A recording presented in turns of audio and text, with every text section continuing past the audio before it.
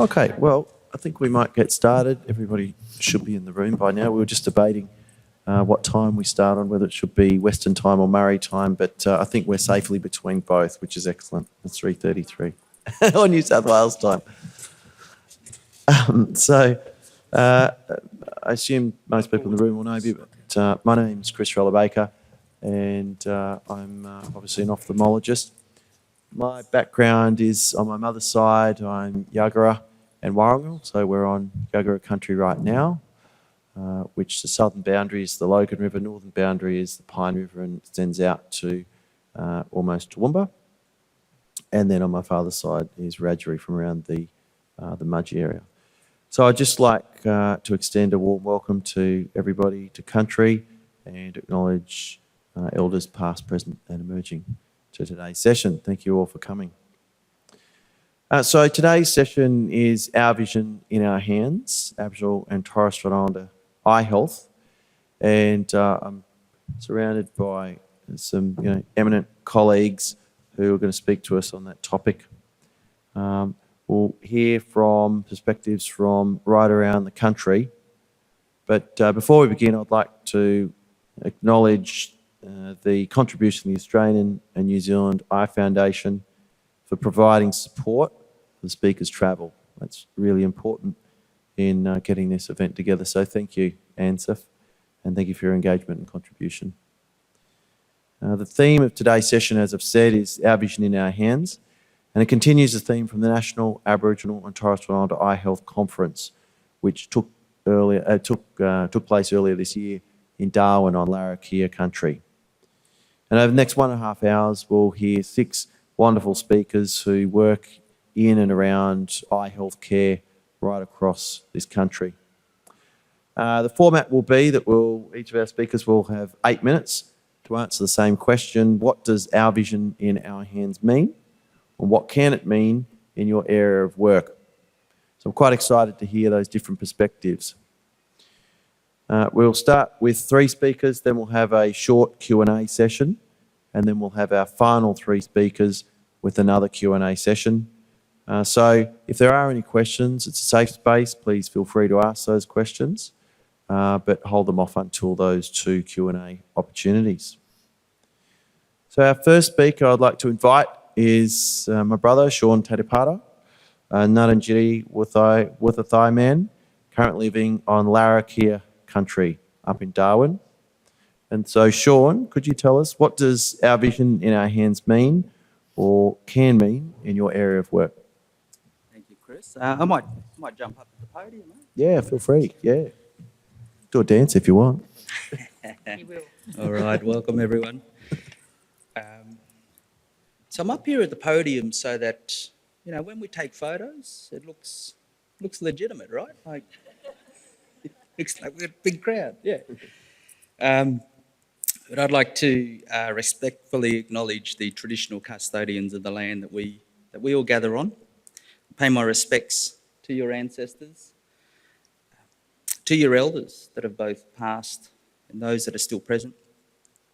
And I acknowledge your ongoing connection to this country and the land, the waterways, the seas all around this area.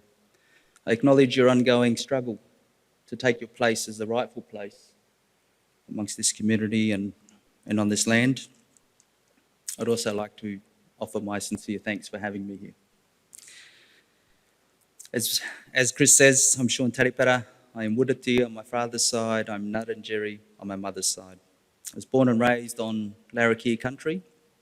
And so I'd like to take this opportunity to thank the Larrakia people for allowing me to live, work, play and raise my family on Larrakia land. Now, I just want to start with a forewarning, you mob. This is an area that I'm very passionate about. And so if some colourful language slips out, we'll work with the conference organisers to censor those beeps and all of that out later on. For me, our vision in our hands is a call to action. It's a call for action for us Aboriginal and Torres Strait Islander peoples to lead and own the eye health outcomes in our communities. We know how to activate our communities We know how to encourage and empower our mob to get the eye checks that they need, to tend to their eye care needs, and to attend their appointments, to receive their treatment.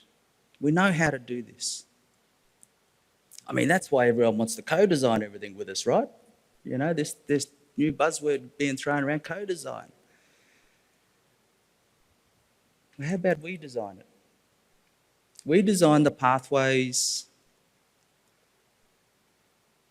We set up and engineer the services that are going to respond to the eye health needs of our communities. We can use different ways to do that. You know, we're a pretty resourceful mob, you know. Facebook, Twitter, Instagram, all them things, they all work. A lot of our youth are engaging with those social media platforms now. Of course, we've got to find other ways to mobilise our community. We know how to do that. There's lots happening in our community. You know, we're all involved in different parts of the community, and so we have access to mob. We just need the support to be able to do that. We need to shift power. We need to redistribute the resources so that we have access to those resources, to the workforce, to be able to deliver the eye care services in places where our mob are, in a way which our people will engage with and services are culturally safe. We can leverage our own strengths. You know, like I said, we're all involved in different community groups. We've got big families, I bet you. We've got big networks. So resource us to be able to do that.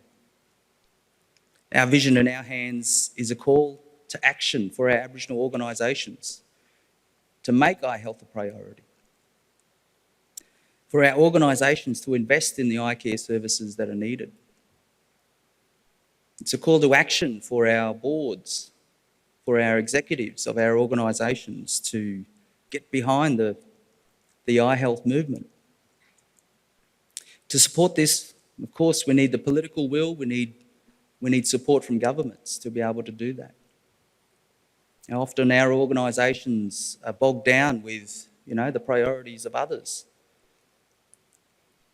For those organisations lucky enough to free themselves up from that burden and to focus on the priorities of community, they're already doing great things in our community in terms of delivering eye care services. We're going to hear about some of those eye care services and the way in which people have approached it today.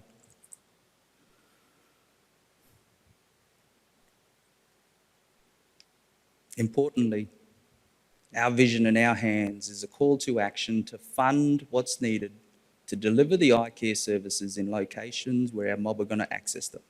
That's in Aboriginal Community Control Health Services, that's in our clinics, that's through our Aboriginal health workers, through our health practitioners, through our workforce that are already the backbone of delivering primary health care services. We need our allies, we need the support. We need amazing people like you guys to get behind us and to support us to succeed. Our vision in our hands is a call to action to redesign the system, to allow us to have a say in how they're designed, engineered, and how those services are delivered. That's how we're going to accelerate progress in addressing the unmet eye care needs in our communities. We have the data. We know that our organisations are producing better health outcomes than mainstream services, and so why not invest in us to deliver our own eye care services?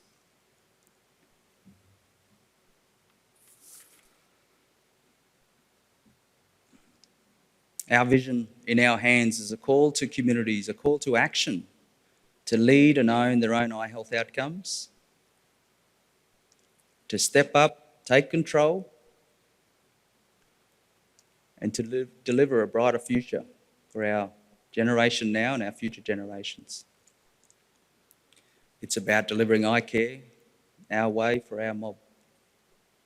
Thanks, everyone. I think that was 8 minutes, eh? I can keep going if you want.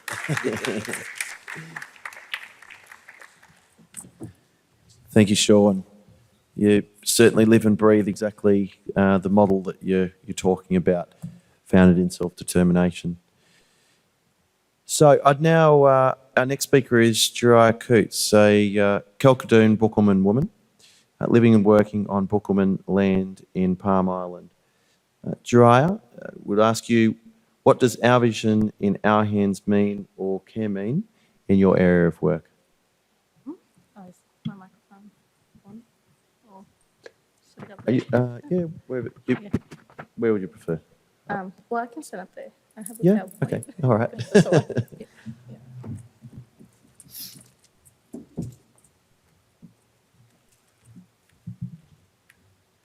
Afternoon, everybody. So a quick introduction to myself. My name is Jariah Coots. I am 23 years old, and I currently work at the local hospital on Palm as the local eye coordinator. For me, health is, I would say, would be my motivation. Just from growing up, seeing, all my elders, all of the aunties, uncles, sisters, and brothers, not getting the right care, especially for their eyes, and so I have done a PowerPoint, and I'll yarn about it as we go. So today, this is what I'm going to be talking about. So this is, what we're going to have a yarn about and what I do on Palm Island. Introduction. So that's myself, and I work with Martin Hodgson. So he's based in Townsville, and he is the optometrist that visits. So we do a monthly clinic, if we're lucky to, just so we can screen all of the diabetic patients and just get them to get really serious about their eyes. Just a quick introduction of Palm. I'm from Palm Island, so located off the coast of Townsville in tropical North Queensland is where we are. Now, the community is made up of the descendants of 40 tribal groups that were sent there. So the history of Palm, it was a prison place. A lot of people went there, and eventually over time, once everyone settled, we are now known as the Boogerman people. So that means about 40 tribes all together as one. The main traditional owners are the Mumbara people and also the Boogerman people. This is just the history of the eye health on Palm. So it really started in the 90s with visiting services by Dr. Gary from Stacey and Stacey as well, coming over, starting to really get it up and running on the island. Eventually in the 2000s, Dr. Bill Talbot used to come over, and he was the ophthalmologist, and Martin as well. So Martin has been visiting the island for more than 10 years now. So a lot of people know him, and he's got good rapport with everybody. So and all the way up until now. So before there wasn't a eye coordinator, especially a local on the island. That's pretty recent. That started up in about 2019, 2020. And I am the second one in this role. And I've been doing this for about 2 years now. So I'm still learning, but getting there. Our problems that happened in the past was the leaky pipe. So with the leaky pipe event, it really means, the system that we have and how patients get referred to Townsville for surgeries. And we found with the leaky pipe that a lot of people did slip through the cracks because there was nobody to really check up on them, see how they're going, if they have had anything done, if they need anything done. And hence why they decided, look, we need a local on the island, a local that knows, that knows the people, knows the needs and all of that. We also did have a lack of communication, one part. So at the moment, we have direct contact with the Townsville University Hospital. Before there was really no contact. As soon as we sent them there, then Townsville Hospital did what they did. Nothing got back to us. So eventually, yeah, that's what led to a lot of people falling through the cracks. There was a lack of spectacles provided, so there wasn't really any way or any person or any people, any organisation that our patients could go to get the glasses that they need. So, yeah, we've worked on that, and now we do go through the S26 Vision for the free spectacle scheme. We did go through maths, but we did find that very difficult, and some people found that very difficult as well. So that's why they didn't really want to come to get their eyes checked. And we had no official eye services, so we do clinics once a month, but we have been working on trying to get an optometrist that can be based there instead of, once a month with everybody coming through. Yeah, we just wanted to help everybody, make sure they get the right eye care that they need, get the right surgeries, get the right glasses that they need, and all of that. And yeah, and our solutions for that. So yeah, my job, I take care of the referrals to the hospital. I do help with the patient transport if they don't have anyone to take with them. I also check up on them regularly, and all of that. Yeah. Sorry, I'm nervous. So our current model. So me as the eye health coordinator, so yeah, I take care of all the referrals of the spectacles, so ordering spectacles, dispensing them to patients. I do retinal photos. I'm in direct contact with the ophthalmology department at the university, at Townsville University Hospital, which is good. So we have been making sure that nobody falls through, especially those that really need it. And then once everyone sees me, they see Martin, do the eye test, and then if worst comes to worst, then they get referred to Townsville. If not, if they need spectacles, they're referred to me, and I help them along with that. And our aim is to develop a simple, efficient pathway that can survive staff turnover. So eventually, if I do decide to leave, at least it will be, for the next person, it will be so much easier for them to get into the role. So our challenges at the moment, so we do have a few, but the main one is attendance. So we have been trying a lot to encourage everybody to come, and the numbers have gone up because I'm a pretty easy person to find. So if I'm not at the building, I'm in the community. So everyone is very familiar with me and know what I do. And they can always get me by the phone. They can always come see me. That's fine. Just mainly trying to get elders in. And we all know the elders, some of them are really, really hard to change their mind. So trying to get them to come in. Diabetic screening. So we have been definitely working towards on getting a better system for that and getting more people and encouraging them. And just to increase capacity as well, just within our clinic, so that way, at least everybody's getting seen too, whether it's, they do retinal photos, if they see Martin, the optometrist, if they see the Townsville Hospital at the ophthalmology clinic. Yeah. And our awareness, so, how can we make everyone aware of how important an eye exam is, especially if you do have a chronic illness. And, nowadays, with the technology that we have, we can do it on social media, and, we always hold educational and information sessions.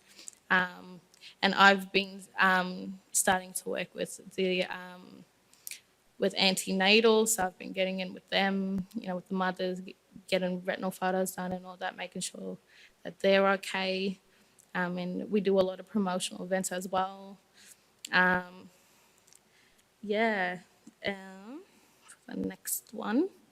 So for our future goals, so we do, with our hospital on Palm, so we do have a lot of doctors that do come and go. But with the ones that are there, some of them may not really worry about the eye care side of things, as some may let it slip. So we have been wanting to upskill our GPs and our health workers, and we've been doing that. We've been helping them, showing them what to do and whatnot, and making sure that all patients know that it is really important, especially if you do have a chronic illness. Come in and see me, because if you don't manage it well, you eventually you could lose your eyesight.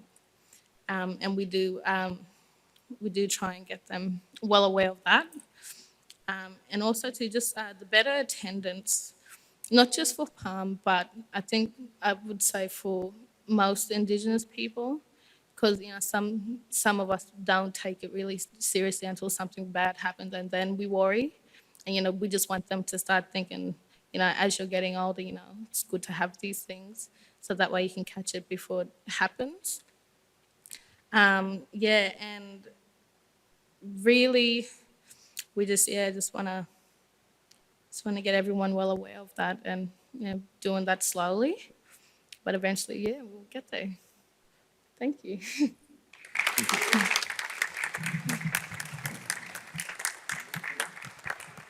Thanks, Jai. They're really important messages.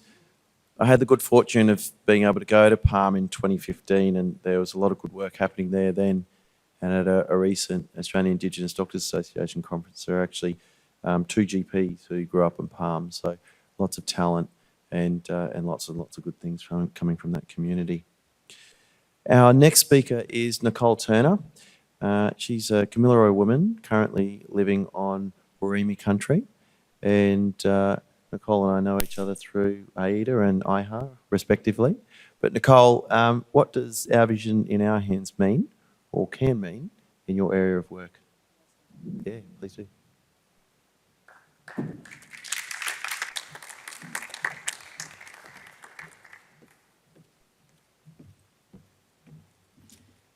Those lights are so bright. And don't be scared to take photos of us, because I expect to see them all over Twitter. Just putting it out there, okay? We give consent for our photos to be all over Twitter, do we? Yeah, yeah. Just put it out there, so if I don't see cameras up, if I see you on your phone, I know that you're taking photos.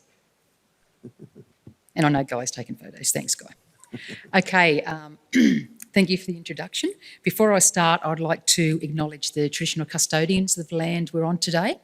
Thank the custodians of this land for bringing us here together. Thank all my co-presenters for coming today. Thank my Kamilaroi people and the lands I live on, Worimi lands down north of Newcastle. So I hold a few different positions around the country. I'm chairperson of Indigenous Allied Health Australia, IHA I'll call it from now on. If you don't know about IHA, look us up. We're a very important organisation. Just ask me, I'm the chair. I also work for New South Wales RDN as the Aboriginal Workforce Engagement Manager. I'm adjunct professor at University Canberra, and I've hold a few different roles in my many years as nurse, Aboriginal health worker and nutritionist. And it's good having this here because when I did nutrition many years ago, I was very thin and healthy and young, and as you get older, someone's put on weight, so it's great having this. That's why I thought I'd go here. So when you take a photo and you say nutritionist, you look really good. Anyway, just putting it out there. It wasn't the best choice of career to choose as I got older. I love to eat food. But anyway, I sit on many health and research committees around the country. I sit on AHMRC Research Committee, which is the New South Wales Research Committee, which is very interesting. I've always been on the other side of research, putting in applications, and it's very interesting being on the other side, looking at applications.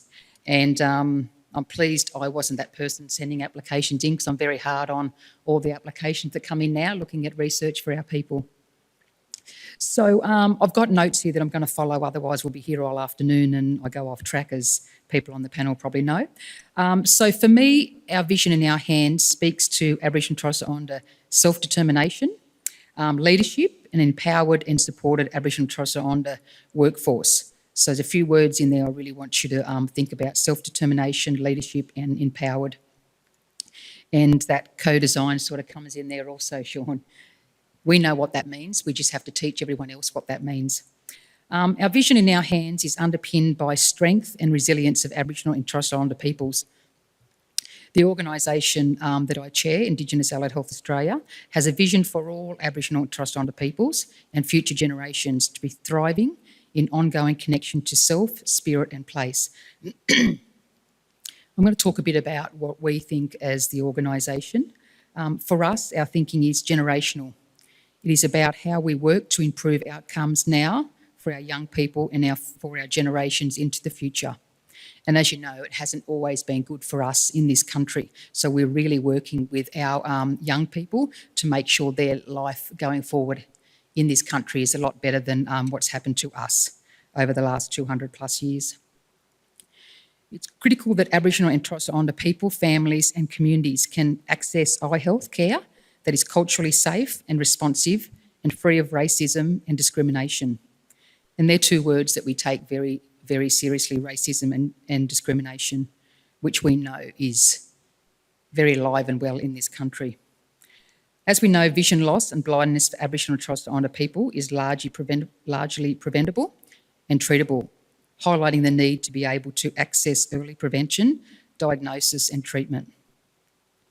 The impact of vision loss, hearing loss and our holistic health and wellbeing impacts on people's ability to engage with the social and cultural determinants, things that keep us well and strong as Aboriginal and Torres Strait Islander people. And this holistic health that we really believe in is not just a body part, it has to be everything. Everything's incorporated in our health. We're talking about eyes here, but everything comes with that, especially social determinants. In striving for equitable eye health outcomes, the right to self-determination for Aboriginal and Torres Strait Islander peoples is fundamental to ensuring that our vision is in our hands. This includes valuing, respecting and embedding Aboriginal and Torres Strait Islander knowledges, cultures, beliefs and experiences. It includes being able to access services that are community-led and governed, such as Aboriginal Community Control Health organisations, to meet the needs and aspirations of Aboriginal and Torres Strait Islander peoples and communities. It has to be led by community. We want allies, but we have to make sure that it's led by us. It also means that mainstream services, systems, governments and others are accountable to their role in providing culturally safe and responsive care and services free from racism, which uphold our rights and support our health and wellbeing. Our vision in our hands is understanding the role that cultural determinants play. Aboriginal and Torres Strait Islander culture must be at the centre of everything that we do. Importantly, if we are to have our vision in our hands, social determinants must also be addressed, ensuring that Aboriginal and Torres Strait Islander people have access to things which are human rights: education, employment, housing and environmental health. And, you know, around that is also nutrition, and we still have places in this country that people get amazed by that does not have fresh running water, which is just atrocious. That's something that I work a lot on, around nutrition and food security and fresh running water. Every community should have fresh running water in this country. And I know there's people in the audience that have worked around that also and know about that. It is critical to understand the intersection of culture, social determinants, environmental health, and the role they play in eye health to achieve and improve health and wellbeing outcomes. An empowered and supported Aboriginal and Torres Strait Islander health workforce at all levels and roles and functions is critical to ensuring that our vision is in our hands. We need to see more Aboriginal and Torres Strait Islander people across the whole health workforce. The optometry workforce is one of which has a long way to go to achieve equitable participation in the workforce, with just 8 that we know of the 5,437, so 8 or 0.15% of APRA-registered optometry workforce identify as Aboriginal and Torres Strait Islander people. And we have one ophthalmologist. And here he is, one. A bit of a legend. But this is not unique to optometry, with more work needed across all professions to encourage Aboriginal and Torres Strait Islander to pursue and succeed in their studies and professional practice, and by establishing pathways accessible for people to learn close to home. So nearly every profession is under 1% for Aboriginal and Torres Strait Islander. Allied health, we know that, under 1%. There's myself and probably another 6 or 7 that we know of, nutritionists around the country. Our vision in our hands is precisely that of Aboriginal and Torres Strait Islander leadership, which is critical in driving culturally safe and responsive solutions to eye health. In growing and supporting Aboriginal and Torres Strait Islander people into roles of leadership, opportunities such as education, training and mentoring must exist to foster and develop leaders in the eye health. This year, IHA, for the first time, piloted our first IHA leadership program, which supported Aboriginal and Torres Strait Islander health workforce to develop and embed leadership practice from dual cultural and professional perspective. It was a 12-month course we funded ourselves, and we had about 150 of our members, full members, graduates and students put in. We could only take 90, so it was our first leadership program, very successful.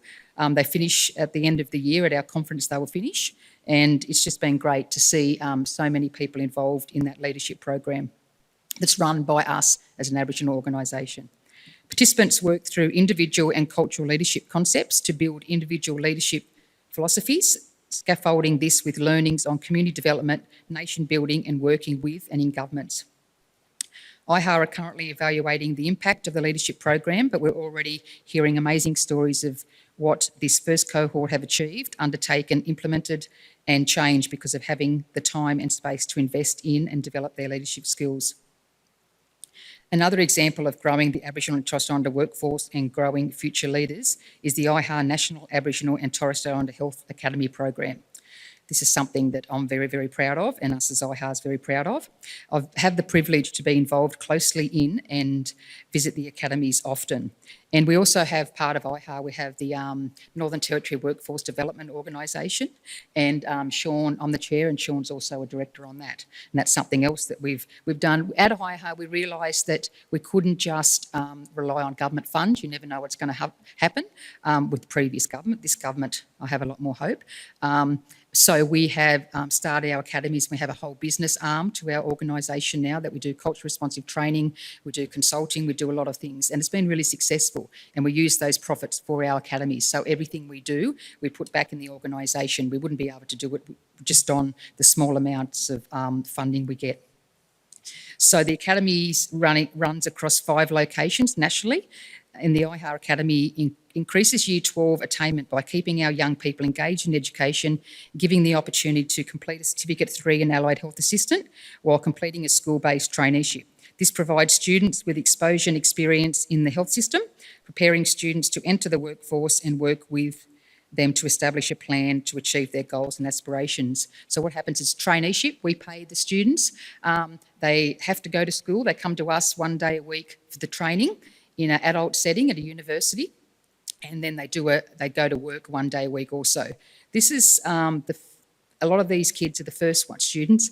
A lot of these are the first ones in family to have a job, which is the traineeship, to go and do placement, and the first ones to finish Year 12. So it's been a great success, something that we're very proud of. Gets them through Year 12, gets them into the workforce, and it's just great seeing the kids. So we started in Northern Territory. Now we've got Queensland, Canberra, Northern Rivers and Western Sydney, and more when we get more money to keep them going. We'll keep it. But again, we've had a lot of others, a lot of organisations approach us to say, oh, we want one. It's on our terms. This is this co-design. It's IHA co-design. It's not anyone else's co-design. It's us. If you want one, you do it the way we want it. We'll take your money, but you'll do it how we want it to happen.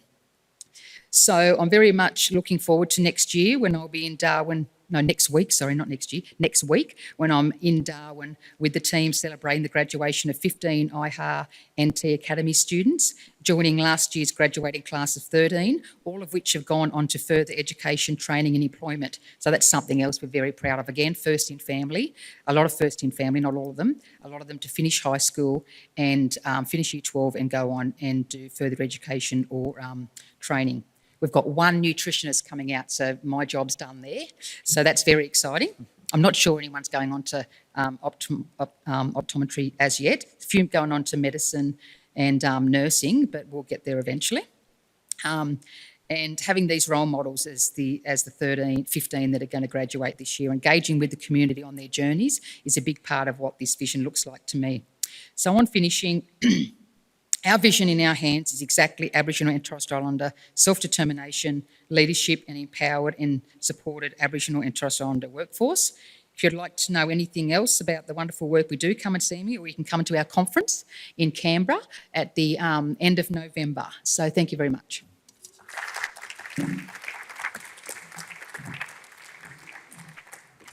Thanks, Nicole. And look, anybody who is considering going to the IHA conference, I went to the one in Cairns, I think it was 2016. It was an absolutely fantastic event. And the work that's being done around the academies is tremendous work, and it's just growing from strength to strength. So that's an exciting space in growing the capacity in Indigenous communities. So thank you, Nicole, Dreyer and Sean. Would like to, a bit old school, I know that there was an app where people were feeding questions in, but we're not doing that this afternoon. We're actually going to use the tried and tested microphone system. So we have a roving mic for anybody who wants to ask a question. Oh, we've got a standing mic. Oh, even more old school. Okay.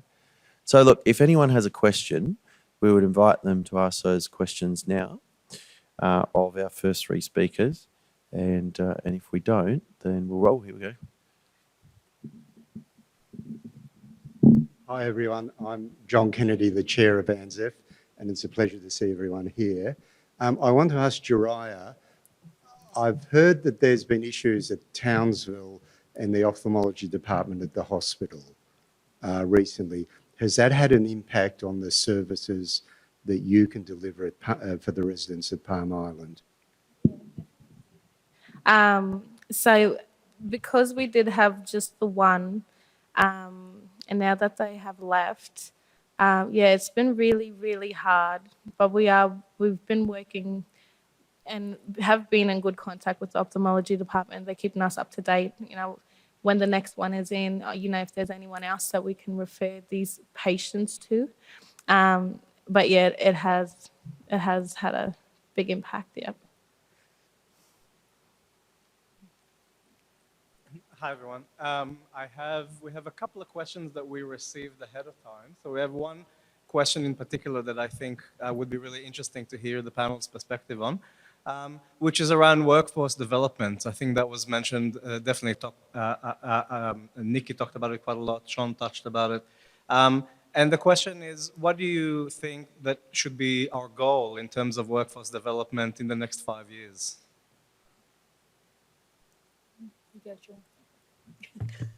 All right. Stronger representation. We see some more Indigenous doctors entering the training program, which is fantastic. The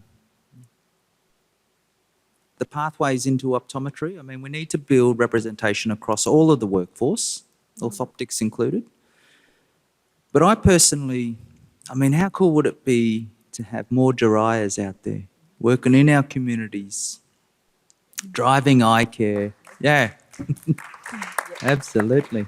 Sorry to shame you out, sis, but it's just, put the equipment in the hands of Aboriginal health workers, health practitioners, community members to be able to contribute to the early detection of eye disease, to coordinate access to treatment. Aboriginal health workers, liaison officers, community, they're the unsung heroes of the delivery of eye care services for many of our communities. We need to build capability, but also respect for these positions, the important roles that they play.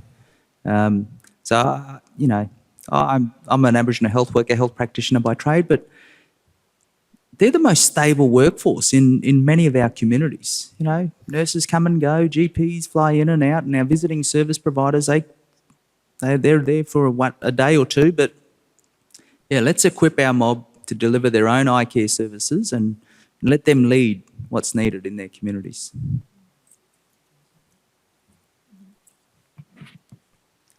Yeah, she's a legend. I wouldn't have been able to get up there at her age 30 years ago. I wouldn't have been able to do that. Maybe a bit more than 30 years ago.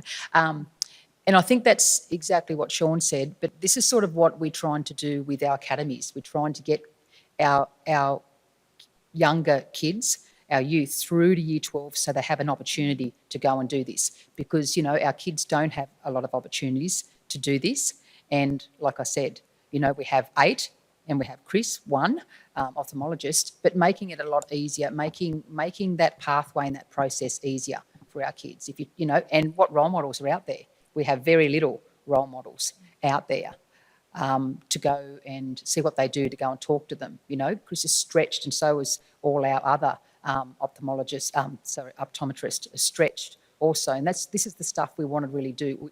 You know, probably in my lifetime I mightn't see it with our academy. I hope we can, but to see that we got all these allied health professionals out there. But, you know, we've got a lot of doctors coming through. We've got a lot of nurses coming through. As I said, allied health is still happening, but it will happen in time. And also to have universities and workplaces free of racism and discrimination. You know, I'm not scared to talk about it. People don't like, you know, people get uncomfortable sometimes talking about it. We have to talk about it. You know, we've got our young people are going to be the only one person in probably maybe the whole university doing optometry, you know, and the only person in the workforce in that area also. So, I mean, you know, as you said, there's not a lot of people like yourself working in that area. So there's a lot of things we have to do better, but this panel here is the people you need to talk to. What aren't we doing good at? You know, people think they're doing good at a lot of things. Don't worry, we'll tell you if you're not, but don't be upset about it. It's about learning. Everyone has to learn.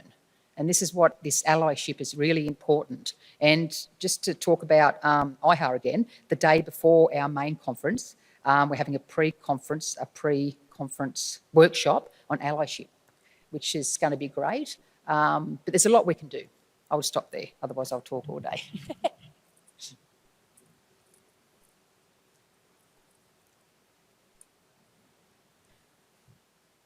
Everyone. Mitchell Longdew, University of Melbourne. Thank you very much for the 3 presentations so far. And I do want to make a call out as well for thanks to the 6 of you for the effort and the time that you've taken to travel to be here to present at a conference of ophthalmologists. Appreciate that. This is a question for Jariah, and you may want to take it on notice, so please don't feel under any pressure to respond now, but excellent presentation. Thank you for doing that. I'm really interested to know what could make your job easier or better. So you may want to think about it, or you might have a call out now, but one of the things I noticed that if you've got a population of 4,000 people on Palm, our little Indigenous eye health calculator around workforce needs would suggest you need something like 85 optometry days a year. If I heard you right, I think you've got an optom coming over once a month. Yeah, so we're a fair way short of probably what's needed in order to deliver care on the island. But my question is, what could make your job easier and better, and how could we potentially help you do that? For me, study more options, and like more study options. So with my job, so I've pretty much, I never knew anything about eye health. So I pretty much learned on the spot. And, you know, it was thanks to Martin, it was thanks to Rebecca at the Townsville University Hospital that really helped me, and the previous lady that was doing this position before me. But just, yeah, more opportunities to study. So, you know, more workshops, more online courses would be great, you know, more information sessions, or if they could have some, you know, even if it's based in Townsville, that would be good.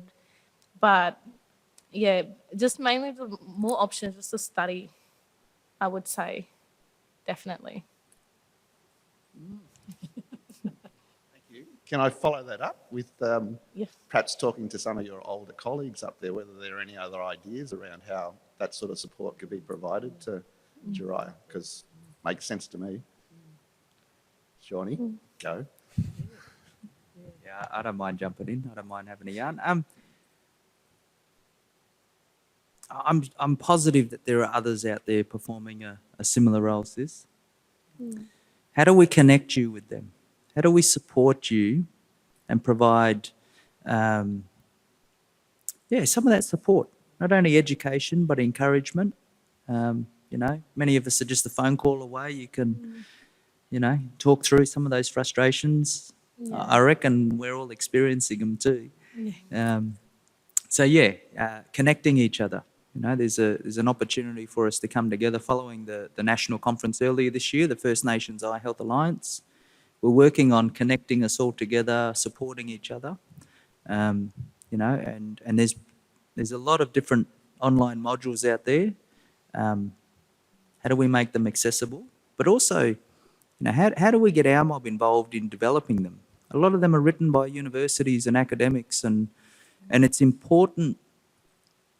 Well, it's framed in a way that's important for the other clinicians, not necessarily our mob that are supporting those clinicians that are coming to town. And so, how do we influence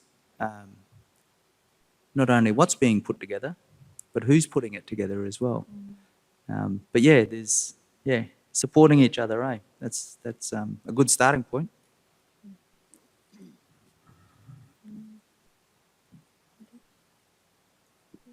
Excellent. All right. Thank you to our speakers. It looks like we're actually on time, so this is excellent. Our next speaker is Dennis Conlon, Kulali and Koa man, currently living here on my country, Yagara land, here in Brisbane. And Dennis, same question to you. What would our vision in our hands or can mean in your area of work?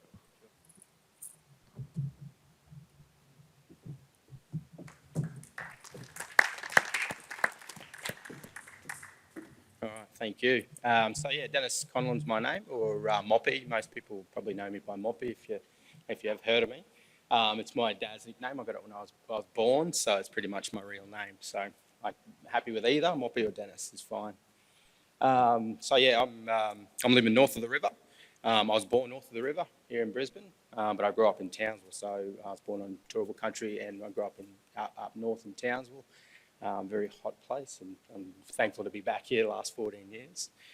My dad's family grew up in Cherbourg, and we're spiritually connected to Kulali and Goa tribes, as well as the Waka Waka mob from up that way. So acknowledge all the lands we're meeting at today, and all the lands that you guys are joining us from. And it's an interesting start point. I always like to start with the spirituality of the acknowledgements and what that all means as well. So as an Aboriginal and Torres Strait Island man and working in Aboriginal and Torres Strait Island health, there are a couple of things we always look at. And one of the things is our spiritual connection to both the community, families, and our colleagues, workforce, everything like that. And we also have this relational aspect of working and our working relationships with not only our colleagues, but also our clients. So I might start with those two areas, talking about sort of our vision in our hands. And I'll give you a little bit of a background on what I do as well, or what I've previously done. So I'm currently running the Redcliffe Aboriginal Medical Service up in the Moreton 86 region here north of Brizzy. My mum actually was a GP at the Redcliffe Clinic when I was 3 before we moved to Townsville. So it was a bit of coming back and forth to work in the area back up in Redcliffe. So I'm currently running that. Previously, I was looking after the surgical pathways for the Institute for Urban Indigenous Health, and what that entailed basically was the ENT pathways for our kids, and was the cataract programs for our elders. I think our youngest cataract recipient was 18. He was very young. Well, we had mostly elders that we'd looked after. And I think the numbers of surgeries was in 6 or 7 years that we did it was in the vicinity of about 600, so roughly 80 to 90 a year. We were doing with a pathway that was initially supported in a private way, supported by checkup, and then in recent times and still ongoing with both the Mater Hospital and Metro South as well. So that's sort of my background. I've been with the Institute for 9 years now, and I've watched it develop and grow. And so talking about our health in our hands is really sort of a lot of, it's really at the forefront of what we been able to do here in Southeast Queensland. So that's sort of a bit of history for me. And so we're really looking at the question. It's all about perspective, and it's all about where we see health to go for our mob in Southeast Queensland and the communities that we actually work for down here. I can't speak for Dry. Dry's working out of Palm. I can't speak for the mob in Palm. But the fundamentals around similar things we can do that can support communities like that as well, and vice versa. They can support us down here as well. So back to Sean's point about collective support and looking after each other is really key, because that's what we do. Is support each other in the community, and how community develops and how community can pick up different health trends and cultures and things like that. So yeah, going back to my first 2 points, talking about spirituality and our relational approaches to our families and communities. Stay with me on this. I heard Serena Williams was talking about, somebody asked her about a match against Andy Murray or something like that back in the days. And she said that it's a different ball game. It's a completely different ball game, the women's tennis to men's tennis.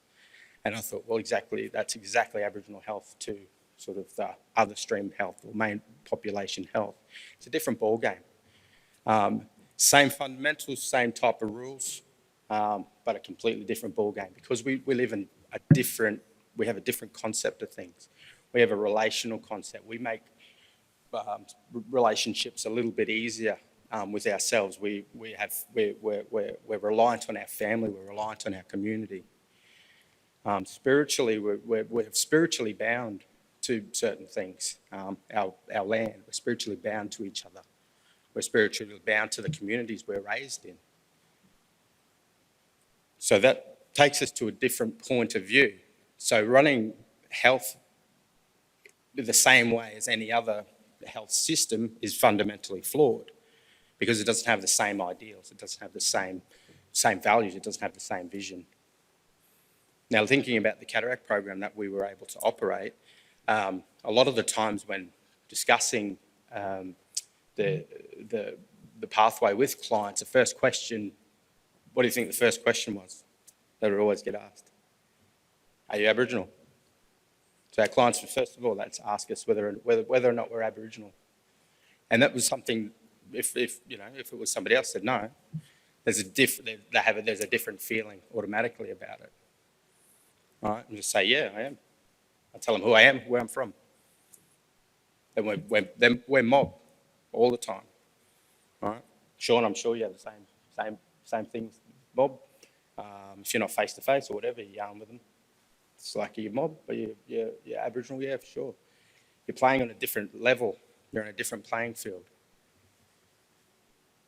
So I thought I'd go down this route, because I know the routes from other people, it's like we need this, that, and the other. But this one's different. It's a spiritual level that I was able to come to with a lot of the clients. And they're all on my telephone still. I had clients calling me the other day, and they didn't mean to call me, but they called me, and we just had a yarn for 25 minutes. Those clients were 4 years ago. They got their eyes done. We were just having a yarn 5 years. We picked things up straight away. So we're spiritually bound to each other, and we're relationally bound to that. We make relationships within about 1 minute of the phone call. So we're on a different playing field. So it's a different ball game with Aboriginal health. Same rules apply to general health. Primary health care is important. There's steps to support mob in primary health care. Going into tertiary health care, it's the same steps. But fundamentals in the middle of everything, supporting clients getting to a hospital system, an ophthalmology system, or any other system that it's not always eyes with me, it's a lot of other things. It's the same, all right? And we can support clients getting to there, and they're a bit more relaxed. They understand what's going on. We give them a little bit more time and communication with everything. So we can pick up the relationships really quite easily, and we can work on the journey with clients through that. And that's just working as a little family group or a community group. Some of these days, a lot of these cataract days, there'd be 30 clients on board. They've all come together. So it become a social gathering for clients. Clients weren't isolated. They didn't feel isolated. First things first. And it's anybody, not just our mob. There's anxiety around, especially surgery, anxiety around injections into the eye. I'd be scared about getting that. But if they're with people, if they're with mob, if they're mob going through the same thing and work together, it's a social, it's a community. So Our Vision in Our Hands talks about, maybe if it's Jariah working with a community at Palm, she's leading the mob, building the culture so that the mob can take the steps to where they need to go. We can't actually put a chain on and walk them to the hospital. We can't do that, right? But we want to build the confidence. We want to lower the anxiety. So Our Vision in Our Hands is led by brother boy here, Sean, led by Chris. Makes our clients a bit more comfortable, all right? Our families, our communities, all comfortable. And that's how we got results, unbelievable results. And the same model we use for ENT. So we've developed the ENT program with Queensland Children's Hospital here. So we take 30, 40, 50 kids every quarter into the Queensland Children's. Every quarter, first appointments. It's the same model. We open communication with the families. The outcome's the same. They go into the hospital to see an ENT specialist. They go into the hospital to see an ophthalmologist. But where we implanting is where we can support the clients into that journey. And it works. Unbelievably, it works. So Our Vision in Our Hands, led by us. It's led by leaders in primary healthcare, in the middle grounds, overcoming that referral void in between primary healthcare to tertiary healthcare, understanding what that all means, feeding that back to the families, walking the path with the families, walking the journey with the families, being armed with the answers to talk to them.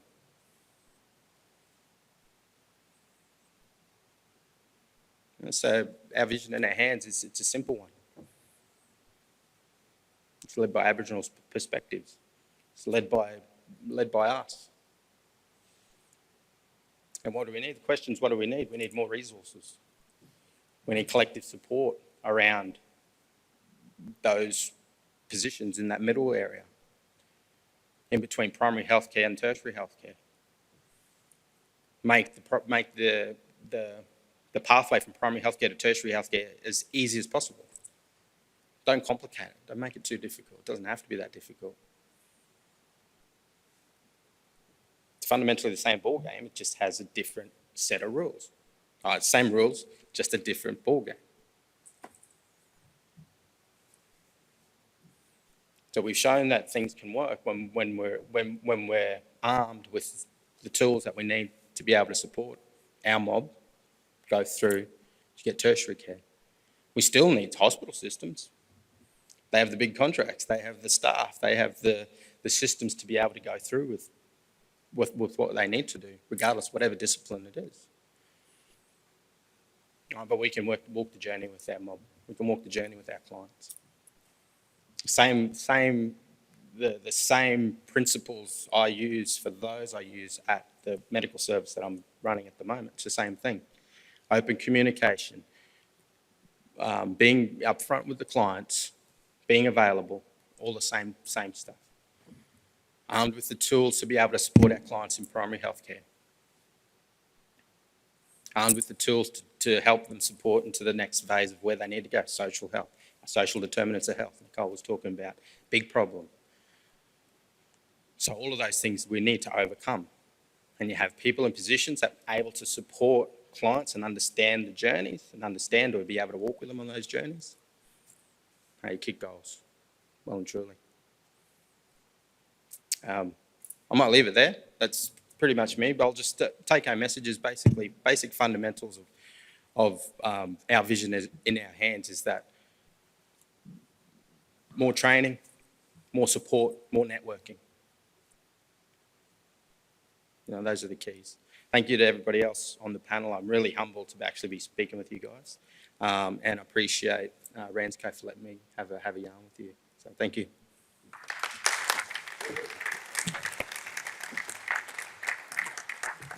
Thanks very much, Dennis. Some really important messages there and some important work being done. Our next speaker is Kerry Woods, and she's a Palawa woman working on Wujak Noongar lands. I worked with Kerry over in WA.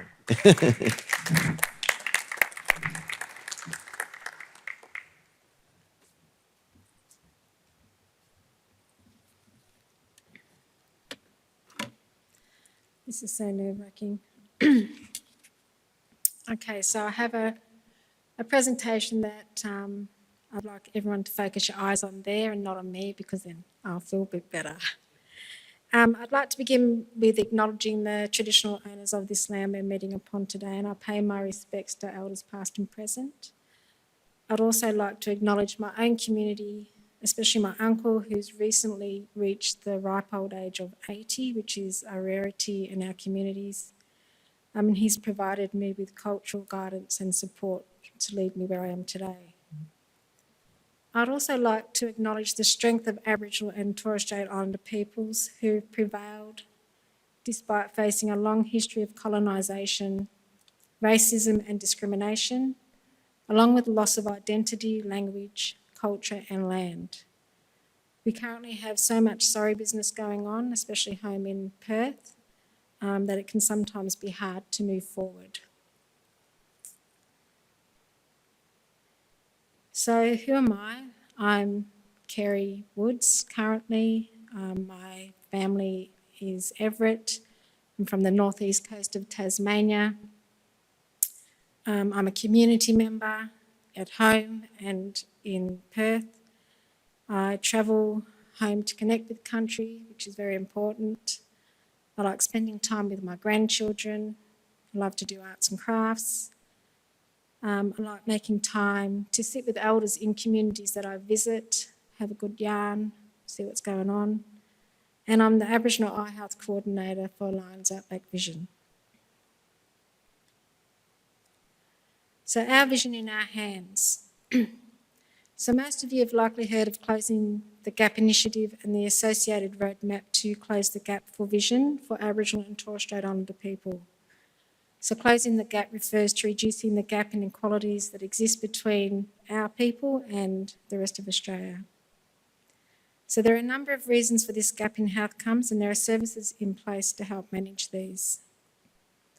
However, sometimes it seems that despite these services being available, Aboriginal and Torres Strait Islander people don't turn up to their appointments. So accessing health services is reduced for various reasons, including cost and lack of culturally appropriate services where and when they're needed. So I'd like to read a statement. I'm actually going to tell a couple of stories throughout my speech. This first one is I've heard from several patients across Western Australia. So hospital is a code word for the place you go to die. This statement is based on the experience of community members seeing loved ones go to hospital and never returning home. So one minute the person looks and seems well, and the next they're suddenly hospitalised and pass away. This experience speaks volumes of the disconnection and levels of the communication between health professionals and community members. So past policies in the treatment of our people has led to the distrust of health practitioners and the system they work in. Communication has been poor and patients may receive treatments they don't understand or weren't expecting. I've actually heard patients say, I went to hospital and my leg was cut off and they didn't tell me. So there is a lot of misunderstanding because of miscommunication, and because of this, Aboriginal and Torres Strait Islander people may be agreeing to treatments they don't understand. They then receive the treatment and then they may not return for important follow-up appointments for a variety of reasons, such as they thought it was a one-off treatment, the treatment they received within hospital scared them, they weren't listened to, they felt uncomfortable, they had to travel long distances, they have responsibilities at home, they have cultural obligations, there's racism when they do turn up, and then there's the fear of cost if there's a cost. So what's the solution? For us in WA, the Lions Outback Vision van has a mobile specialist eye clinic that completes a regular circuit around the state, which includes a number of communities. Screening and treatments are provided locally, making it easier for people to attend. But despite this, even when taking the service to communities, getting Aboriginal and Torres Strait Islander patients to access it can still be challenging. So Aboriginal families and communities face ongoing challenges that affect our daily lives. There are so many factors to consider when trying to organise an appointment. So I just want to stress that this issue is not solely a logistical one. There are cultural considerations that are critical to consider when organising access to services for Aboriginal and Torres Strait Islander people. So this is where, for an organisation providing a service to Aboriginal people, it is important to employ Aboriginal staff that understand these considerations. So this is my role, Lions Outback Vision. Seems simple enough, getting Aboriginal patients to attend, but this means I also have obligations to the community and to my workplace. I need to be aware of the cultural activities in each community, and I need to be able to adjust scheduled appointments to reflect the community needs. I also need to work with the doctors to ensure they are culturally aware of the community needs. So I'd like to discuss two examples of this work. In the first instance, there are two patients attending an appointment at the same time and place from the same community. They are a mother-in-law and a son-in-law. In this particular community, the son-in-law is not allowed to speak to the mother-in-law and is not allowed in the same room as her. So both patients attend the appointment not realising that they're both, whoops, I've just lost my place. Both patients attend the appointment not realising the other is going.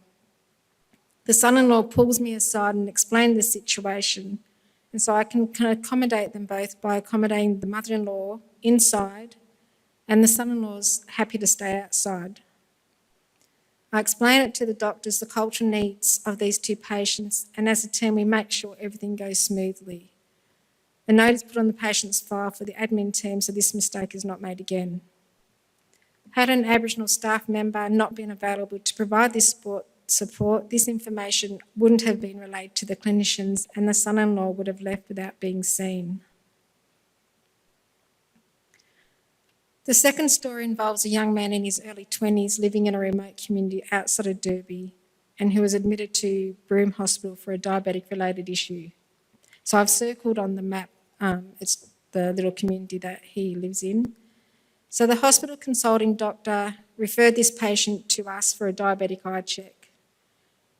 My role started with organising transport, then greeting the patient and introducing myself appropriately, and then screening the patient. The screening identified severe proliferative diabetic retinopathy in both eyes, which required treatment, remembering he's only in his early 20s. The specialist at the time explained the procedure to the patient in preparation for treatment, but the patient declined.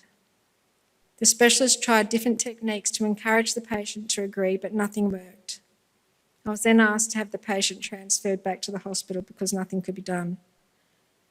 Before I contacted the hospital, I sat with the patient and talked about diabetes, eyes, treatment and the outcome if he still didn't want the treatment, so I built a rapport with him. We had a really good yarn and the patient eventually agreed to having one eye treated. The treatment was completed and the patient decided he would come back after the weekend for the other eye to be treated. What I'd like to note here is that specialists said and did all the right things to provide treatment to the patient, and yet the patient still declined. Remember, at the beginning of my talk, I acknowledged the past factors that still impact our community today, and with this is a lack of trust of health professionals. This wasn't a personal mistrust for this particular clinician, but speaks to a broader disconnect Aboriginal patients have with the Western medical system. So my role here was to take a different approach, building connection and establishing trust between us to give the patient all the information he needed to make that informed decision. So what does our vision in our hands mean to me? It means a diverse and sensitive role critical for establishing rapport with Aboriginal and Torres Strait Islander people and communities. It is important to acknowledge that there is a difference between Western and Aboriginal healthcare, logistical versus cultural, so this can produce challenges in terms of Aboriginal and Torres Strait Islander people accessing health services that are more cultural than they are purely logistical. To overcome this, these health services should consider employment of Aboriginal health staff that are trained to meet these challenges. And I want to reiterate that culturally sensitive healthcare is the responsibility of every staff member in every health service, and the role of the Aboriginal and Torres Strait Islander health staff is to help support the relationship between clinician and the patient to achieve this. That's the end of my presentation, but I would like to personally thank Dr. James Biffin for helping me with this and filming me.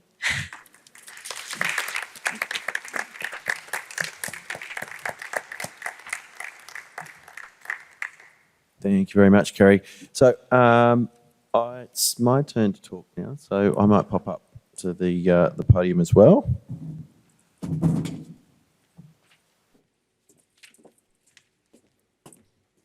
And in the interest of time, I won't sort of talk for too long. We are due to finish at 5, and I do want to give people the opportunity to ask questions at the end, or at least avail them.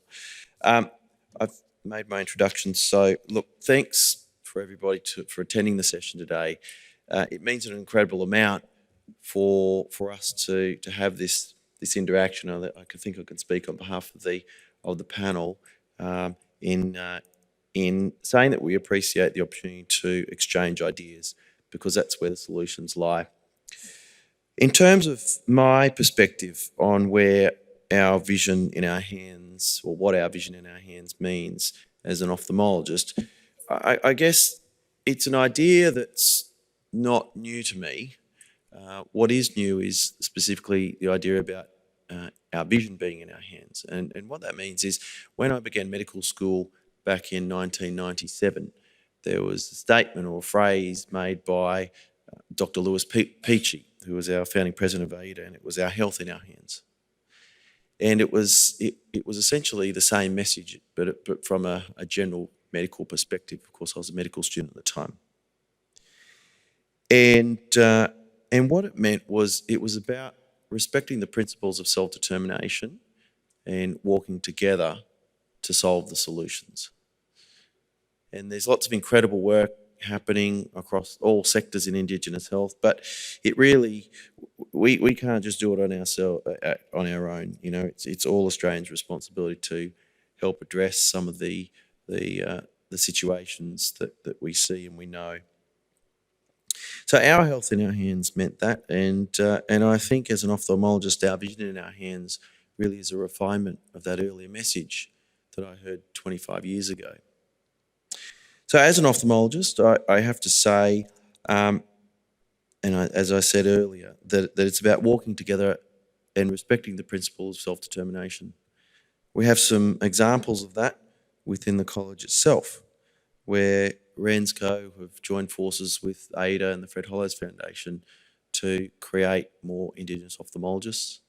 And I think we're all aware now that the start of next year we'll have 3 trainees on the program, so up 1 from this year, which is it's an outstanding success.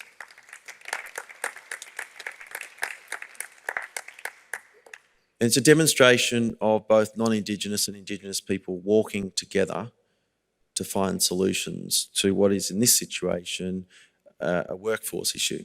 But those workforce issues extend right across the spectrum, and we've had a number of our speakers touch on exactly that. From a wider perspective, the perspective outside of that, just as an ophthalmologist, I was incredibly excited at the Eye Health Conference earlier this year on Larrakia country when we heard from Nicole about the IHAR academies, and that gave me goosebumps. The challenge that I gave my board a couple of years ago as the president of AIDA was a challenge not so much of finding kids like me who went to a private school and getting through medical school. 25 years ago, that was a challenge. But we've come so far now that, in fact, for a young Indigenous kid with a good private education like me, it should almost be expected, all other things being equal, that they find some level of success through the tertiary system or whatever system they wish to engage with. The wider challenge is tapping into the hopes and dreams and talents of those kids in our more underprivileged communities. And they're not only rural and remote, they're here in metropolitan areas too. Brisbane, Western Sydney, Melbourne, Perth. And I became very, very excited about the IHAR program because that gives us a mechanism to access those kids. It gives us a mechanism and a step up for them to engage with the system and come through the system. And with the support of organisations and very serious considerations from our peak bodies like RANZCO in recruiting and ultimately graduating more ophthalmologists, we'll truly be able to work together to reach not only population parity of ophthalmologists, but I'd like even to aim above that and have more than population parity. And in the same vein, I work very, very closely with the School of Optometry at QUT to address the issue around optometrists.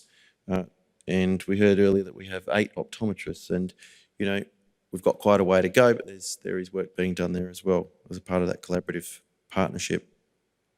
We also have other organisations alongside us, like the Australian and New Zealand Eye Foundation, who have assisted us with this meeting today, and they've also agreed to provide assistance to our registrars as they go through training. Because, believe it or not, life as a registrar is you're poor, you have no money, and something as practical as assisting with the program will make an enormous difference. So, our perspective, our vision in our hands, yes, it is about having more ophthalmologists, but it's about whole of workforce. It's about supporting our health workers, and it's about having all areas of allied health recruited and retained and graduated. And it's about walking together, but under that principle of self-determination, where Indigenous perspectives lead the journey to reach population and health parity. So I'll finish it up there. I think we have another 10 minutes or so before the end. And this section, I'd like to invite Kerry and Dennis.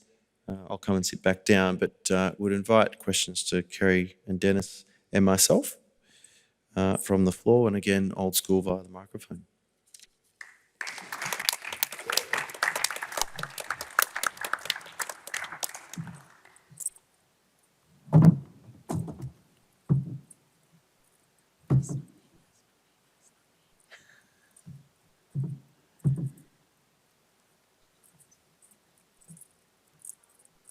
It's more a comment. My name's Kathy Chapman. I'm the CEO of Macular Disease Foundation, and I just want to say a very big thank you for this session that you've had. And I really acknowledge that it's a very small room that you've got here, but I just wanted to share that this conference started for me in terms of one of the most moving moments was seeing your mum, Auntie Raylene, do the Welcome to Country and say how proud she was of you. And I think for me also this conference is ending on such a powerful note, hearing Kerry and Jariah talk about their work. And I really just want to acknowledge that it's the things that you hear that move you that are really important. I've heard a lot of new information over these last few days, lots of glory things about corneas and things like that, but it will actually be this session that I'll really remember. So I want to say thank you and pay my respects for having this session.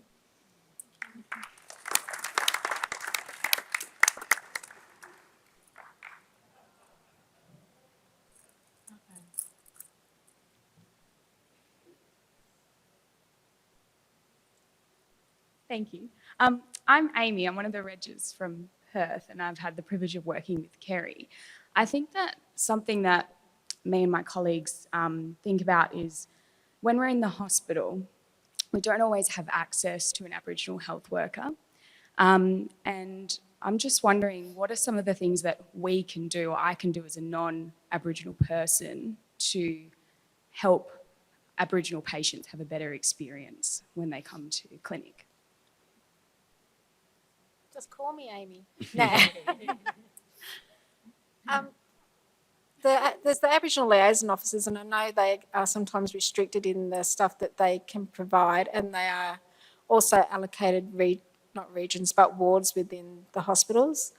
But they would probably be the first port of call. And if it's a outpatient person, then of course the Aboriginal Medical Service, again, also I can help in whatever way, but in other parts of the country, I guess it's very similar with Aboriginal liaison officers within the hospital and then Aboriginal health workers within the Aboriginal Medical Service.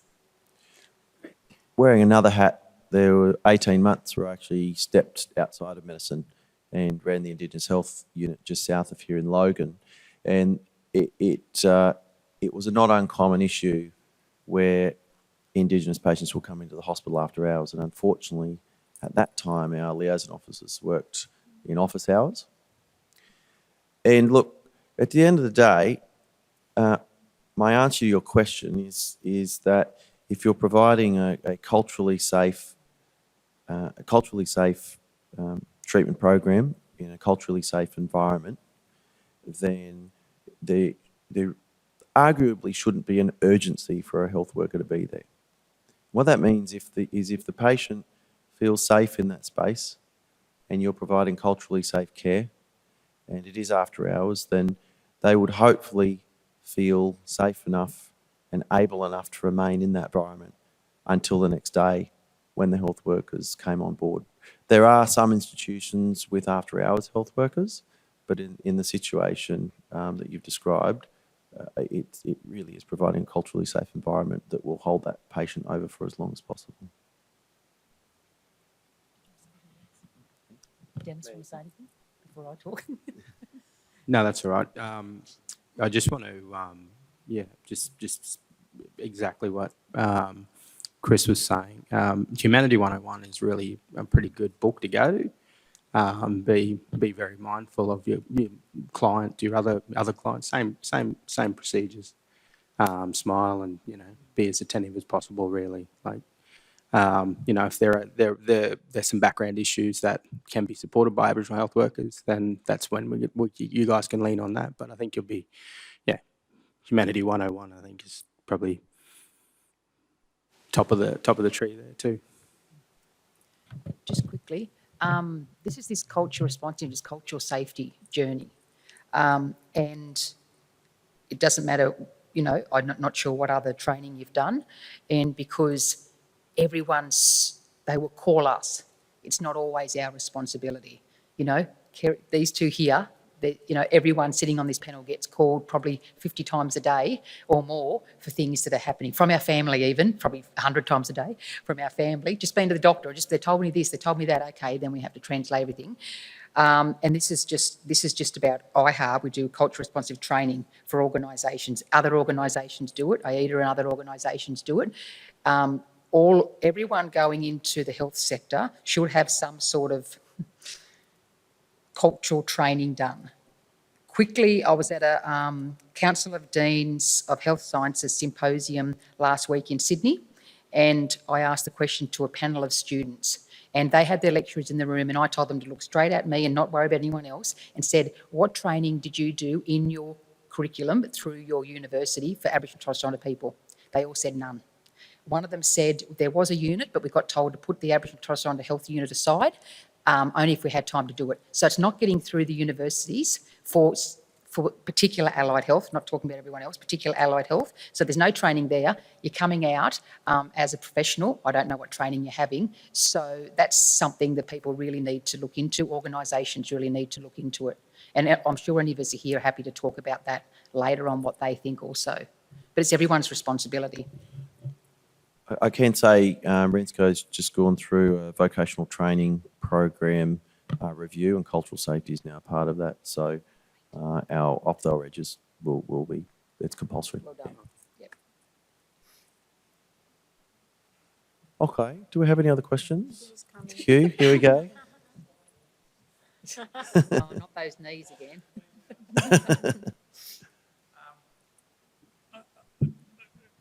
I've just been really thrilled and impressed. I mean, each of you are real champions in the area where you're working, and have 6 of you as leaders and champions from across the country to sit here and talk to us and tell us stuff we need to hear is fantastic. I'm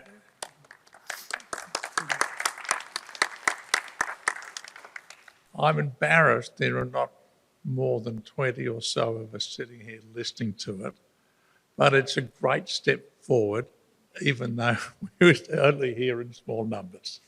I think it's also terrific that the ANZI Foundation has helped you get here and for the travel costs and stuff. And I really hope that we can build a proper two-way listing with a larger audience as this goes forward. But you guys have done a great job. Thank you very much. Thank you.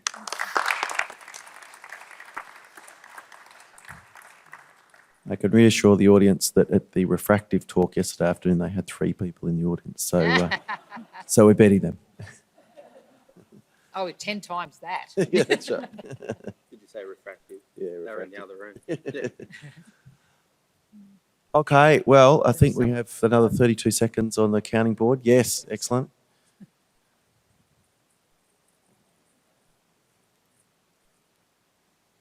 Hi, I'm Rogan. I'm a Victorian trainee. I echo Professor Taylor's comments. Thank you all very much. So I'm going to be a fellow at the end of next year. And in the interest of self-determination, what I want to know is, what do you need from me? Do you need me doing eye examinations, injections, surgery, or is there something else that would in fact be more valuable?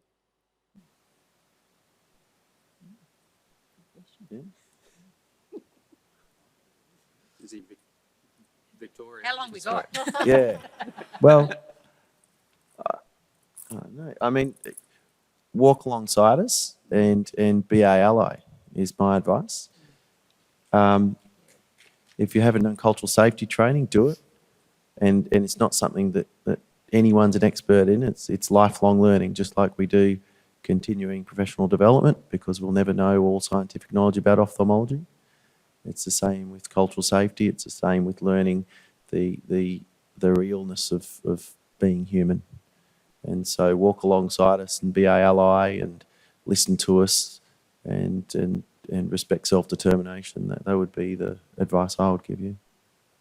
Yeah, and jump into a lot of the some of the programs that, if you're going to stay in Victoria, I think there's a good program they go out rural there. I think we just read about them. They've been going 10 years or something. Have a look at some of those programs and put your hand up and jump in. Yeah, I reckon. And if I could say also, racism exists. Call it out when you see it. As a consultant, we have the privilege of the gravitas and power that comes from the position of having fellowship. And what comes with that is a responsibility in calling out inappropriate behaviour. And that can be a very brave thing. It can be a difficult thing. But I would encourage you to do it in an appropriate way, but call it out when you see it. You come up to Darwin, brother. Yeah. We need to triple the number of cataract surgeries performed each year. We're only just scratching the tip of the iceberg with treatment for diabetic retinopathy. Yeah. I need ophthalmologists that will help me to redesign the system, who want to work on a Saturday morning, who do the hard yards, who use the operating theatres when they're sitting idle. Yeah, let's get into it, brother. Yeah, look, I was born on Larrakia land, and my question was, the sexy thing to do is to do this kind of work, but I wanted to make sure that that's where there was a workforce shortage, and I wasn't just doing something for the wrong reasons. So if I can help, I'd love to. Yeah, thanks. Leave your card with Sean. Chris, can I just say one more thing? And it's just something that you just like commented or asked the question around. In the next 12 months, 18 months, as you would have heard, something's going to be happening in this country. I won't get there because we're here all afternoon. Look into the history of this country, learn about the history of this country, learn as much as you can about Aboriginal and Torres Strait people, ask questions. You've got 6 people here that now, family, find out as much as you can and be allies to us. And again, you know, you're in positions in this country that are very high in this country. You're seen as probably the highest positions in this country. You can stop a lot of things that get said. You can stop, try and stop a lot of the racism. But talking about what's happening in the country and moving forward all together, I think this is really important. With the previous government that came in, and I only talk for myself, gave myself hope. Not the previous government, the new government. The previous government had no hope for me. The new government, we have people at high levels in the new government. Not saying that it's everything we want. There's a lot more we want, but I feel hope in this country for the first time in a long time. So that's just something that I wanted to put out there also. And can I just add as well, sorry, when you're in a position to employ staff, make sure you employ some Aboriginal staff and support them. Yeah. Can I ask a quick question? Chris, you probably know the answer. Has RANSCO got a position on the Uluru Statement of the Heart? Yes. Is that a public and a declared position? Yes, a couple of years ago, support it? the board supported the Uluru Statement. Okay, thank you. I think everybody knows who I am, Gabby Hollows. I just want to say to Jariah, you're 23. When I first got involved in Indigenous eye health was with Fred, and I was, pretty young, wasn't I, Hugh? We've known each other for a long time, little bit younger than you, a couple of years younger than you, and it was the most amazing thing for me in my life, changed my whole life, that I never ever thought that I would be in my own country, as I've always said, not speaking any Indigenous languages, all of those things. When we first did the trachoma program, we started down at Davenport, just out of Port Augusta, went to Indolkina. In Indolkina, I went behind the back of the truck and I cried my eyes out, thinking, I can't think that I did not ever know that I'd be able to not speak a language and have people who couldn't talk to me. But I just want to say that it was the greatest immersion for me. We did 365 communities over a couple of years and back again, and have always been there ever since. And I think Fred would be incredibly proud of the college now, John and Hugh and everybody who's involved, and Chris especially.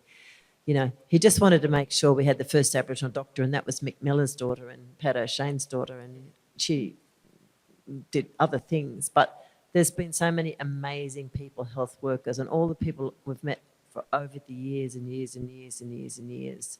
And I think if you went into any Indigenous community now, put your hand up if you used to be a health worker, the whole town would probably put their hands up. So I know exactly what you're saying when someone's coming up to you and saying, hey sis, what's this? But I just want to encourage you, Jariah, that you're just one little person. I don't want to say you're a little person, you're a very proud person of doing what you're doing in Palm.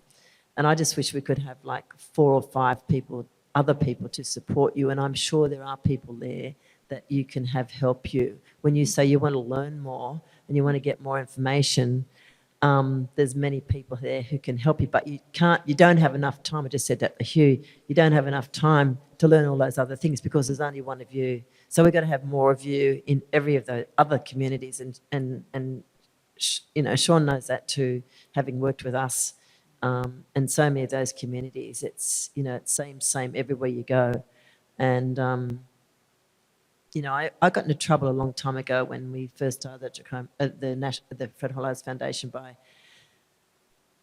Mike Linsky, who was our CEO. And I said, Indigenous health is just like doing the washing up or the laundry pile. You just get through it. start all over again, go round and around. You've got new teachers, new people, new everywhere, new nurses, new doctors, and new people like you guys, and everyone thinks that, oh, I've never seen this before, isn't it terrible? But it's there. But every time we're getting those little good stories, getting higher and higher, and getting a little bit better. But we have to beat that big drum, and that's what you guys are doing, for everyone to hear that. Because people say, oh, why isn't there any good stories? There's fantastic stories out there. And we just have to get out there with the megaphones and the loudspeakers and everybody. And there's so much good stuff. And I just want to say, on behalf of Dilpy Jones, who was, worked with us on the trachoma program, when we had the Fred Hollows lecture the other day, it was the anniversary of her death. And she came and worked with us. And when you're saying, learn about my people. If you're one of the ophthalmologists who came from, I won't say where it was, one day, she said, don't you dare shout at my people. You talk to them gently. And that's what I was going to say, what you're saying. How can you help? What can you do? Just walk with them and be there. And that's a big smile. You don't have to be somebody different or special to make it work. And, I do feel embarrassed. We've only got 20 or so people here now. And always when we've had these discussions, it's always been in a much smaller room and it's the same people banging the drum. But, we're moving on and the college is growing and there's so many people have come to me. How can I help? What can I do? What's the right thing to do as registrars, as medical students? We've got to have someone we can point to, and we can point to the college now, or we can point to you guys and say, go and talk here, put your hand up. And there's, everybody's keen to do something and they don't know how to help. So that's the question, and they always, there's a lovely poem that's written on Fred's grave by a friend of ours who's a bush poet. The keys Fred used to undo locks was vision for the poor. And the keys Fred used to undo locks was about Indigenous stuff. And then everybody said, well, why did he go overseas and do all that other stuff? He was always present, and I'm sure he's looking down on us now and feeling really proud. But you guys are doing a great job. And I'm just saying to Hugh, Kelvin Kong, the ENT surgeon in Newcastle, there's people out there who've come through amazing medical, Australian Indigenous Doctors Associations is wonderful. But everybody wants to help and do it some way. How do you do it? And how can you? And there's never enough doctors for anybody anyway, whether they're Indigenous people or not, or any job that you want done. But there's a lot of people, hanging back there saying, oh, just, come, just watching, And that thing when you said, you couldn't have no one can be shamed because the mother-in-law was there. And I don't know how many times that happened to us. We're out front on the trachoma program, I'm an orthoptist, and working people up first, and you'd suddenly have a whole room full of old ladies and some old tulpia would come around the corner, they'd go, they'd disappear. So you have to understand how those things work when you've got a clinic going or whatever. And I know I don't have to tell you guys that, but some people don't understand that. And they book them up for, you go out and turn up and there's a sorry business or someone's died, everybody's moved up the other road, down the road, whatever. And what Angus is doing and what now the St John's bus is doing, it's been happening for a very long time. There's some very wonderful ophthalmologists who've worked in this country who've done some fantastic work with Indigenous people, and we mustn't forget them.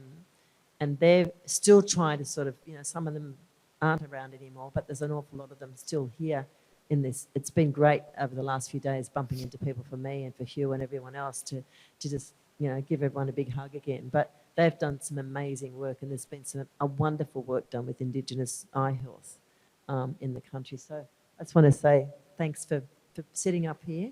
Don't feel shame that there's only a few in the audience, but they'll grow.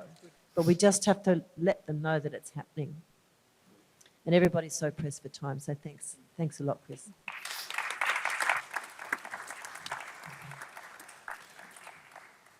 Well, thank you, everybody, and thank you for those final wise words, Gabby. You always have so much wisdom to share. Thank you to the speakers, and of course, thank you to the audience for your engagement and participation. And just again, we beat the refractive meeting, so we've done well. Thank you.